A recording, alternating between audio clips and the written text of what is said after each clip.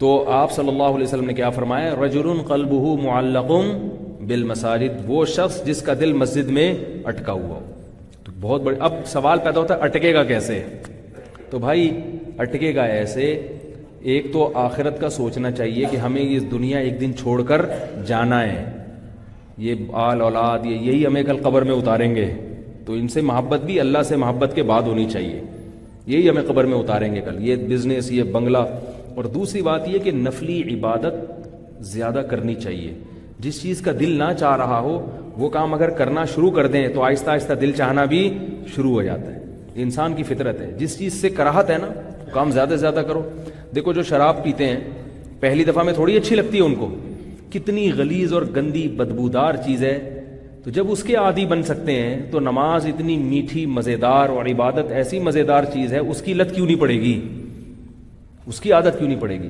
تو ایک دفعہ ہمت کر کے کثرت سے عبادت کر لی جائے تو عبادت سے وحشت ختم ہو جاتی ہے، پھر عبادت میں لطف آنا شروع ہو جاتا ہے۔ لیکن اگر لطف نہیں بھی آئے ساری زندگی تو ٹینشن نہیں لینی ہے، سمجھ رہے ہو؟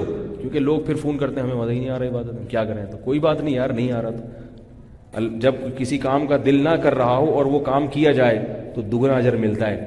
آپ صلی اللہ علیہ وسلم نے فرمایا جس کو قرآن جو تلاوت کر سکتا ہے اچھی طرح سے وہ قیامت کے دن فرشتوں کے ساتھ ہوگا، وہ فرشتے جو اللہ کے خاص مقرب ہیں، اور جو بیچارہ اٹک اٹک کے پڑھتا ہے قرآن تو اس کو تلاوت میں دگنا اجر ملتا ہے، ایک تلاوت کا اور ایک جو ٹینشن ہو رہی ہے اس کو پڑھنے میں۔ تو اگر نماز میں دل نہیں لگ رہا تو بھی نماز پڑھو، اس کا اپنا مزہ ہے بھائی، دل نہیں لگ رہا۔ اور یہ بھی ذہن میں رکھیں کہ نماز پڑھنے کا دل نہیں چاہ رہا، یہ ایک الگ کیفیت ہے، اور ایک دل تو چاہ رہا ہے مگر نماز جب نیت باندھتے ہیں تو پھر دماغ غائب ہو جاتا ہے۔ کیونکہ جب آپ کاروبار بھی کرو گے، سارا دن آلو پیاز ٹماٹر بیچ رہے ہیں، سارا دن باس سے لڑ رہے ہیں یا خود باس بن کے امپلائیز کو، تو جب ظہر کی نیت باندھو گے تو پھر دماغ میں وہی آنا شروع ہو جائے گا نا، تو ٹینشن لینے کا نہیں ہے، یہ انسان کی فطرت ہے۔ جو ہمارا کام ہے وہ ہم اپنی ذمہ داری پوری کریں، جو چیز ہمارے اختیار میں نہیں ہے اس پہ پریشان مت ہوں۔ ایک ملفوظ سنا کے بات ختم کرتا ہوں۔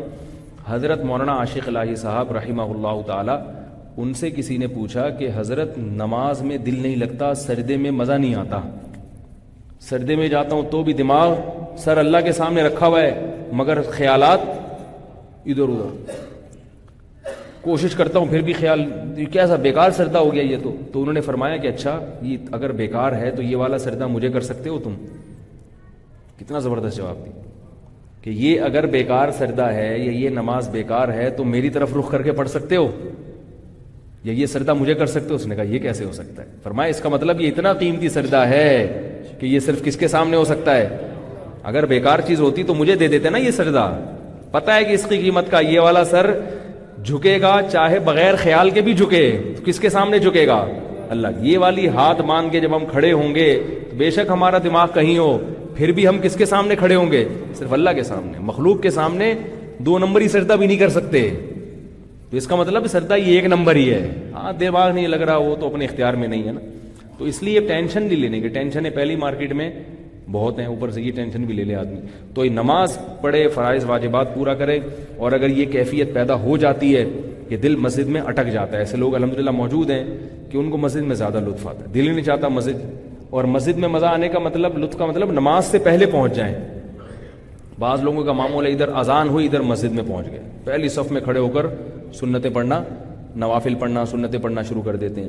آپ صلی اللہ علیہ وسلم نے فرمایا جو لوگ نماز میں پہل کرتے ہیں قیامت کے دن وہ مقرب فرشتوں کے ساتھ ہوں گے، جو اللہ کے خاص دربار میں آگے بیٹھنے والے فرشتے ہیں نا، تو یہ لوگ بھی اللہ ان کو آگے بٹھائے گا۔ اللہ کہے گا جب دنیا میں میرا دربار لگتا تھا تو یہ سب سے پہلے آتے تھے، جب آخرت میں میدان حشر میں دربار لگے گا تو یہ لوگ بھی سب سے آگے بیٹھیں گے۔